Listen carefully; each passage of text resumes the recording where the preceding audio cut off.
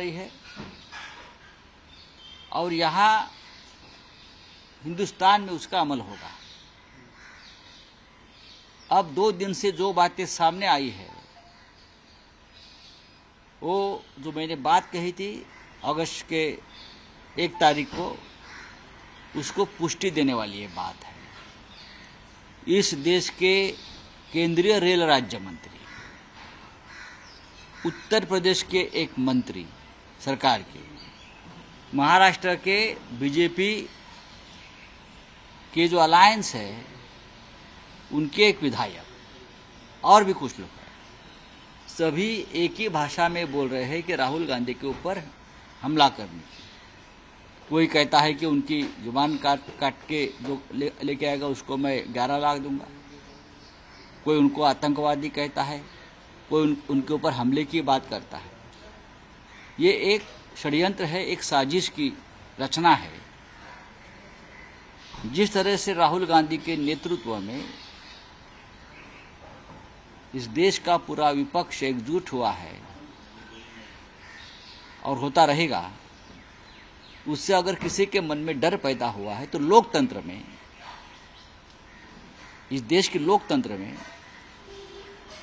ये समस्या हल करने का ये मार्ग नहीं कि विपक्ष को जान से मारने की धमकी दी जाए। ये रशिया में होता है, ये रशिया में होता है कि विपक्ष के नेता को खत्म किया जाता है और हो गया है, पुतिन ने कर दिया है। और भी देशों में हो सकता है जहां तानाशाही है, जहां लोकतंत्र नहीं है।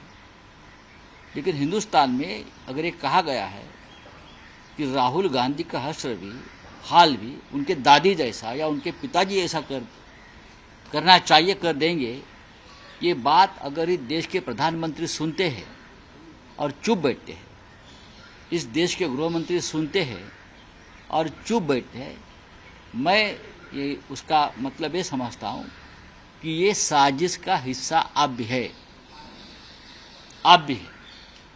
इसलिए हमें चिंता है और हम कंडेम करते हैं इस बात का। और ख़ास करके ये 2 प्रमुख नेताओं की जो चुप्पी साधे उसके मामले में, लीडर ऑफ अपोजिशन है, उसका नेता प्रतिपक्ष है, जिसको कैबिनेट रैंक है, उसके खिलाफ आपके पार्टी के लोग धमकाते हैं, मारने की कोशिश करते हैं, बात करते हैं और आप चुप बैठते हो, यह हम बर्दाश्त नहीं कर सकते। आज भी देश में सिर्फ संविधान नहीं, लोकतंत्र नहीं, तो विपक्ष के जो हमारे जैसे नेता है, राहुल जी जैसे नेता है, उनको जान को खतरा है। आज महाविकास आघाडीची बैठक असल्याचे गणेश उत्सवानंतर और क्या है, लगातार जिस तरीके से राहुल गांधी को टारगेट किया जा रहा है, महाविकास आघाड़ी, मैंने कहा ना, अभी मैंने बात रखी ना मेरे सामने। महाविकास आघाड़ी की क्या भूमिका रहेगी? महाविकास आघाड़ी में शिवसेना है और मैंने ये बार बार कहा कि सबसे पहले बात मैंने उठाई थी 1 अगस्त को। यहाँ से ही मैं कहा था कि राहुल गांधी के खिलाफ एक बहुत बड़ी साजिश हो रही है, उनकी जान को खतरा है, उनके ऊपर हमले के बारे में कुछ लोग सोच रहे हैं, ये मैंने कहा था यहाँ। और आपने देखा होगा कि दिल्ली से लेकर लखनऊ तक और महाराष्ट्र तक ये सभी लोग उस भाषा में बोलने लगे हैं। इंदिरा गांधी जैसा आपका हाल कर देंगे या आपके पिताजी जैसा आपका हाल कर देंगे। यह अगर भाषा चल रही है इस देश में, लोकतंत्र में, और गृह मंत्री और देश के प्रधानमंत्री उसके ऊपर कोई एक्शन नहीं ले रहे, इसका मतलब यह है कि आप भी ये जो लोग बोलने वाले हैं उनके साथ। प्रधानमंत्री ने कहा है कि जब मैं गणेश चतुर्थी की पूजा में गया था तो जो कांग्रेस है और उनका जो इकोसिस्टम है, जो सत्ता के भूखे हैं, उनको नहीं, ये प्रधानमंत्री जी झूठ बोल रहे हैं, प्रधानमंत्री जी गलत बयान दे रहे हैं। इस देश का संविधान और प्रोटोकॉल आपको ये परमिशन नहीं देता है इस तरह से आप जैसे राजनीतिक नेता चीफ जस्टिस के घर में जाकर आरती करें और उसकी वीडियो उतारकर जनता के सामने पेश करें। प्रधानमंत्री जी को कानून और संविधान की कोई जानकारी नहीं है। प्रधानमंत्री देश की जनता को मूर्ख समझते हैं तो जनता मूर्ख नहीं है। प्रधानमंत्री के खिलाफ, केंद्र सरकार के खिलाफ चीफ जस्टिस के सामने ऐसे ऐसे मुकदमे चल रहे हैं और ये मुकदमे बहुत गंभीर है, संविधान के बारे में है और भी है। एक तो ये सभी मुकदमे चीफ जस्टिस ने नॉट बिफोर मी करना चाहिए, मैं नहीं चलाऊंगा, क्योंकि उनके और प्रधानमंत्री के मधुर संबंध की पुष्टि हो गई है, प्रस्तापित हो गई है। तो ये आप प्रधानमंत्री जी का जो खुलासा है वो और गुमराह करने वाला है और कन्फ्यूजन में डालने वाला है। प्रधानमंत्री ने चीफ जस्टिस को अपने जाल में फंसा लिया है। मागच्या आठवड्यात चीफ जस्टिस यांना वेळ नव्हता, त्यामुळे आज पुन्हा एकदा शिवसेना आणि राष्ट्रवादी काँग्रेस पक्ष आणि चिन्हाची सुनावणी आहे. अपेक्षा आहे काही? आम्हाला ज्या पद्धतीनं केंद्र सरकार, भारतीय जनता पक्ष, त्या पक्षाचे नेते प्रधानमंत्री नरेंद्र मोदी यांच्याबरोबरचे चीफ जस्टिसचे म्हणजे सरन्यायाधीशाचे संबंध पाहता प्रस्थापित झालेले 2.5 वर्षापासून जे आम्ही तारखांमध्ये गुंतून पडलेलो आहोत किंवा आम्हाला गुंतवलं गेलेलं आहे, एका घटनाबाह्य सरकारला सरन्यायाधीशांनी जे अभय दिलेलं आहे त्याचा पर्दाफाश खुद्द प्रधानमंत्र्यांनी आरती ओवाळून केलेला आहे. त्याच्यामुळे आज काय होतं त्याच्याकडे आमचं अजिबात लक्ष नाही. आम्हाला न्याय मिळणार नाही. कदाचित चीफ जस्टिस ऑफ इंडिया हे निवृत्तीनंतर त्याच्यावरती भाष्य करतील की मी का न्याय दिला नाही.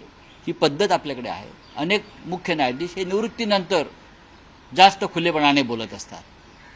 पण आम्हाला जरी सुप्रीम कोर्टाने न्याय दिला नाही तरी या राज्याची जनता आम्हाला न्याय देईल याची आम्हाला खात्री आहे.